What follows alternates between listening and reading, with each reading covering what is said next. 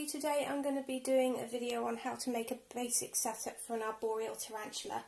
If you don't know what arboreal means, that means it's a tarantula that likes to climb rather than stay on the ground like a terrestrial tarantula. So you're going to find their homes in places like trees and bushes, things like that. You're going to need a container that has more height than width. So as you can see here, I have a container that used to hold lollipops. So obviously eat the lollipops and then you have something suitable for a tarantula.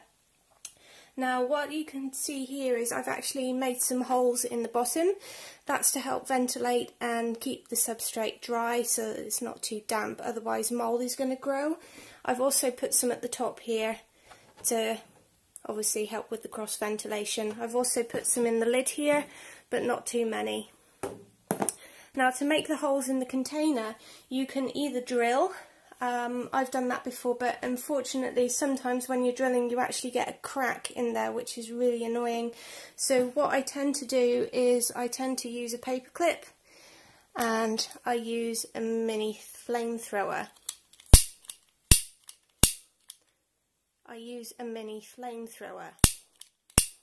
Yay, it worked. Fantastic. Just heat up the end of the paper clip until you see it turn red, and then you can stab the hell out of the jar and make little holes in it. So that will be perfect. So onwards and upwards. What we're going to do is we're going to put some substrate in the bottom. So what I tend to use is coir or cocoa fibre. So it's just stuff from a coconut basically. So I'm going to put some in the bottom. Not too much. Arboreal tarantulas don't need so much substrate. It's not really necessary. They tend to spend most of their time at the top of the jar anyway. So they're not going to be down the bottom really. Making sure that it's just below the holes there. I don't want earth flying out everywhere. That's plenty. Now the substrate's really dry. I don't actually like putting like damp or wet substrate in. The UK is really humid anyway, so especially in the summer. It's actually sweltering today. So looking at the humidity in my room, it's actually at 75% at the moment. So we really don't want to have any wet substrate because mould will grow, and that is really not good for a tarantula. What I've also done is I've got some bark. I'm going to put that in there. It's for where they can hide.